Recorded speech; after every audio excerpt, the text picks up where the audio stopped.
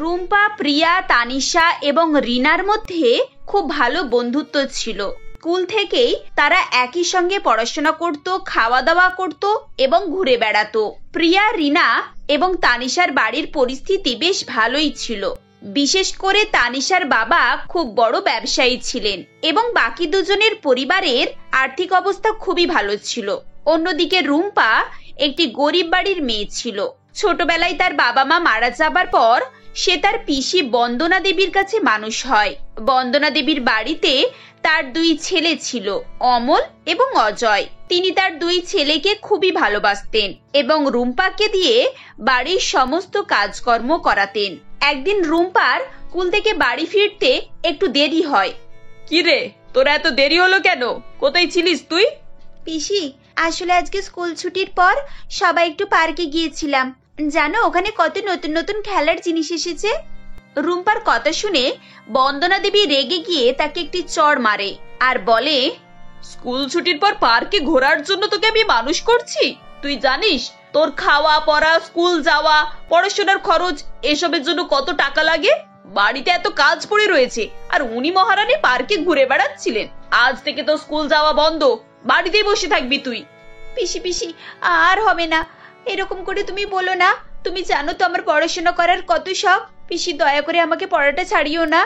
চুপ কর, আমি আর তোর একটাও কথা শুনবো না। কাল থেকে স্কুলে যাওয়া বন্ধ, আমি এই বলে দিলাম, ব্যাস। রুম্পা কান্নাকাটি শুরু করে। রুম্পার কান্না দেখে তার পিসির ছেলে অজয় তার মাকে বলে, মা, কেন শুধু শুধু বেচারার সঙ্গে ওরকম করছো বলো তো? ও তো এখন সবে স্কুলে পড়াশোনা করছে, আর কটা বছর না হলে ওকে এখন পড়তে দাও। পরের বছর কলেজে ভর্তি হবে, পরের বছর কলেজে ভর্তি হবে, তারপর 3 বছর গ্র্যাজুয়েট হয়ে গেলেই তারপরে ও কিছু না কিছু একটা করে নিজের পায়ে দাঁড়িয়ে পড়বে। নিজের পায়ে দাঁড়িয়ে যাবে নাকি ছাই? পড়াশোনা তো ওই গতি, বন্ধুদের সঙ্গে পার্কে ঘুরে বেড়াচ্ছে, 2 দিন পরে দেখা যাবে কোনো ছেলের সঙ্গে পালিয়ে গেছে। না না না না, আমি আর ওকে পড়াতে পারবো না। তুমি আবার ওসব কথা বলছো? আমি বলে দিয়েছি ও পড়াশোনা করবে, ব্যাস। জানো, ওর এখন 18 বছরই হয়নি। তুমি যদি এখন ওর পড়া ছাড়িয়ে অন্য কিছু ভাবনা চিন্তা করো, তাহলে কিন্তু আইনের চোখে খুব খারাপ হবে। অজয় এভাবে তার মাকে বোঝায় এবং তিনি ব্যাপারটি বুঝতে পেরে আর কিছু বলেন না। এভাবে আরো কয়েক বছর কেটে যায়। 4 বান্ধবী মিলে ভালো কলেজে অ্যাডমিশন নেওয়ার জন্য পরীক্ষা দেয়। সবার সিলেকশন হয়ে যায় এবং সবাই খুবই খুশি ছিল। প্রিয়ার বাড়িতে তানিশা এবং রিনা রুম্পা আসে এবং প্রিয়া বলে, এই রুম্পা, পরের সপ্তাহে তো অ্যাডমিশন, তুই বাড়িতে বলেছিস? না রে, এখনো কিছু বলা হয়নি। আসলে আমি বলতে সাহস পাইনি। জানিস তো, পিসি কোনো মতে রাজি হবে না। কিভাবে আমি আমার পিসিকে বলবো কে জানে।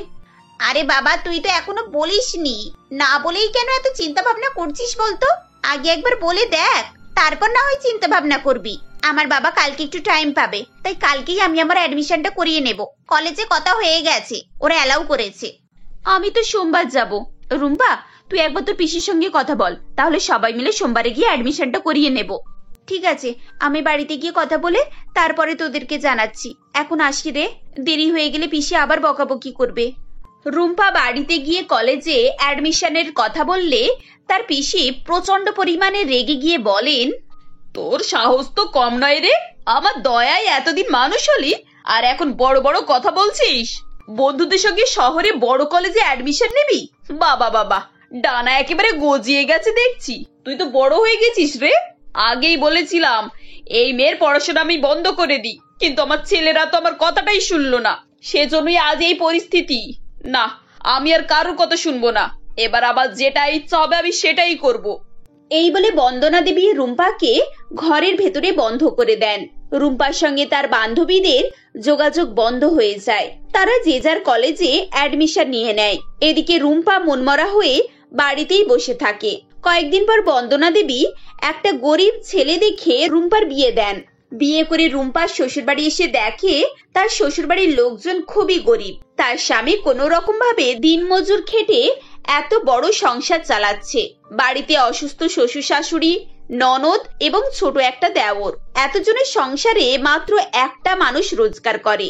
নতুন বৌমাকে দেখে শাশুড়ি অনিতা দেবী বলেন, বৌমা, আমি জানি তোমার পিসিদের মতো আমরাও তো বড় লোক নয়, কিন্তু যা আছে তা সবই তোমার। তোমাকেই দায়িত্ব নিয়ে সবাইকে মানিয়ে গুছিয়ে চলতে হবে। এই সংসারের দায়িত্ব ভার আজ থেকে আমি তোমার হাতে দিলাম বৌমা। ঠিক আছে মা, আমি যথাসাধ্য আপনাদের সবার মন মতো চলার চেষ্টা করব। এভাবেই রুম্পার শ্বশুরবাড়িতে দিন শুরু হয়। দেখতে দেখতে প্রায় 1 মাস কেটে যায় এবং একদিন রুম্পার কাছে একটি চিঠি আসে। চিঠি দেখে রুম্পা খুবই আনন্দিত হয়। তখন তার শাশুড়ি বলে, কি হলো বৌমা, কার চিঠি? তোমাকে তো বেশ খুশি খুশি মনে হচ্ছে। মা, এটা আমার বান্ধবীর চিঠি। আসলে আমরা স্কুল থেকে খুব ভালো বন্ধু ছিলাম। ওরা শহরে পড়াশোনার জন্য গিয়েছিল। গরমের ছুটির জন্য কয়েকদিনের জন্য বাড়িতে আসছে। সবাই মিলে একদিন দেখা করার জন্য বলছে। দেখা করার কথা বলছে মানে? বিয়ে হয়ে গেছে, এখন আর এইসব বান্ধবীদের সঙ্গে দেখা করে কি হবে শুনি? বিয়ের আগে স্কুল কলেজেই বন্ধুত্ব ঠিক আছে, তারপর মেয়েদের সংসারটাই জীবন। ওসব করে সময় নষ্ট করতে হবে না বৌমা। তাছাড়া বাড়ির বউ 2 দিন ছাড়া এরকম ড্যাং ড্যাং করে বন্ধু বান্ধবদের সঙ্গে আড্ডা দিতে যাবে, এটা আমার পছন্দ নয়। কিন্তু মা, একবার তো যাওয়া উচিত। মানে এতদিন পর ওরা আসছে, আমি 1 ঘন্টার জন্য যাব, তারপরেই চলে আসব। বেশি সময় নষ্ট করব না। আমি বললাম তো 5 মিনিটের জন্য যাওয়া হবে না। একটা কথা তোমাকে বললে তুমি কি বুঝতে পারো না নাকি? কোথাকার কি বান্ধবী, তাদের জন্য একেবারে প্রাণ উতলে পড়ছে। চুপচাপ বাড়িতে থাকো আর সংসারে মন দাও। কই দেখি চিঠিটা। এই বলে অনিতা দেবী রুম্পার কাছ থেকে চিঠিটা নিয়ে ছিঁড়ে ফেলেন। তা দেখে রুম্পার চোখে জল চলে আসে। সে কষ্ট বুকের মধ্যে চেপে রেখে কাজকর্ম করতে শুরু করে। দেখতে দেখতে আরো কিছুদিন কেটে যায়। রুম্পার স্বামী দীপক কাজ করতে গিয়ে উঁচু সিঁড়ি থেকে পড়ে যায়। তার কোমরে এবং পায়ে প্রচন্ড চোট লাগে। চিকিৎসা করে জানা যায় তার পা এবং কোমরের হাড় পুরো ভেঙে গেছে এবং সে বিছানা শয্যা হয়ে যায়। বাড়িতে এমনিই অভাব ছিল, তার উপরে এখন কষ্টের সীমা ছাড়িয়ে যায়। সকলে উপোস করতে শুরু করে। না খেয়ে শুকিয়ে শুকিয়ে সবাই ধীরে ধীরে অসুস্থ হয়ে পড়ে। আমাদের জীবনে কেমন দিন এসে গেল। এমনিতে কি কষ্টটা কম ছিল যে এর উপরে আবার একটা বিপদ এলো? এবার মনে হয় না খেতে পেয়ে আমরা মারাই যাব। কয়েকদিন ধরেই বৃষ্টি হচ্ছিল এবং ভাঙা বাড়ি থেকে চারিদিকে বৃষ্টির জল চুইয়ে পড়ছিল। দীপকের পাশাপাশি রুম্পাও অসুস্থ হয়ে পড়ে। বাড়ির পরিস্থিতি এমন যে একটা ডাক্তার দেখিয়ে ওষুধ খাওয়ার মতো অবস্থা নেই। পরিস্থিতি যখন একেবারে খারাপ, এমন সময় রুম্পার বাড়িতে একটি বড় গাড়ি এসে দাঁড়ায় এবং গাড়ি থেকে তার 3 বান্ধবী বেরিয়ে আসে। আরে রুম্পার বাড়ির কি অবস্থা! এই চল একবার গিয়ে ভিতরটা দেখে আসি। আরে রুম্পা, তোর কি হয়েছে রে? তুই এভাবে বিছানায় পড়ে আছিস কেন? ওর দেখ, আমরা এসেছি, একবার আমাদের দিকে তাকিয়ে দেখ। তানিশা, তোরা এসেছিস? তোদেরকে দেখতে আমার খুব ইচ্ছে হচ্ছিল রে। এরপর 4 বান্ধবী মিলে কান্নাকাটি শুরু করে। তানিশা বলে, আঙ্কেল আন্টি, আপনারা আজকে আমাদের সঙ্গে চলুন। এই বাড়িতে কোনোভাবেই থাকা যাবে না। আর জামাইবাবুর জন্য আমি বাবার সঙ্গে কথা বলবো। বাবার অফিসে হালকা কোনো কাজ ওনাকে দেওয়া হবে, তার আগে ওনার চিকিৎসার দরকার। মা, তোমরা আমাকে ক্ষমা করে দাও। বৌমা কয়েক মাস থেকেই তোমাদের সঙ্গে দেখা করতে চেয়েছিল। আমি তোমাদের সঙ্গে ওকে দেখা করতে দিইনি, কিন্তু আজ আমি বুঝতে পেরেছি আমি কত বড় ভুল করেছিলাম। তোমরা শুধু ওর বান্ধবী নয়, ওর নিজের বোনের থেকেও বড়। আমরা বুঝতে পারছি আন্টি, আপনার জায়গায় অন্য কেউ হলেও আমাদের বন্ধুত্বটাকে হয়তো বুঝতে পারতো না। যাই হোক, আমরা কিছুই মনে করিনি। রুম্পা সুস্থ হয়ে উঠুক, আমরা শুধু এটাই চাই। কিছুক্ষণ পর তানিশা রুম্পাকে এবং দীপককে তার গাড়িতে করে নিয়ে সোজা হাসপাতালে যায়। এরপর 3 বান্ধবী মিলে তাদের চিকিৎসা করায়। ভালো হাসপাতালে চিকিৎসা করানোর ফলে তারা খুব দ্রুত সুস্থ হয়ে ওঠে এবং নতুন বাড়িতে এসে সুখে শান্তিতে ও আরামে দিন কাটায়। এভাবেই 3 বান্ধবী তাদের গরিব বান্ধবীর পাশে দাঁড়ায় এবং তার জীবন সুন্দর করে আবার নিজেদের জগতে ফিরে যায়। তবে এরপর থেকে তাদের বন্ধুত্ব আরো শক্ত হয় এবং তারা প্রায়ই দেখা করে ও ভালো সময় কাটায়।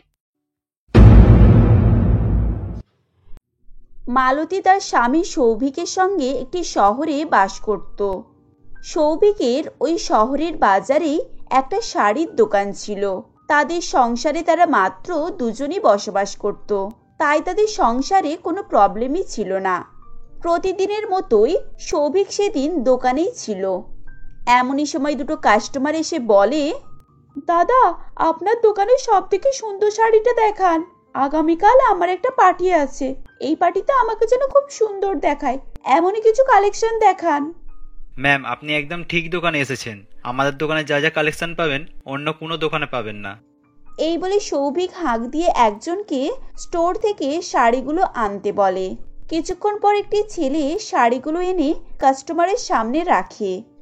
এরপরে সৌভিক এক এক করে শাড়িগুলোকে খুলে দেখিয়ে বলে, এই নিন ম্যাম, এই শাড়িটা আপনাকে খুব সুন্দর দেখাবে, একবার ট্রায়াল নিয়ে দেখতে পারেন। না দাদা, এটা ঠিক ভালো লাগছে না, কিছু অন্য দেখান।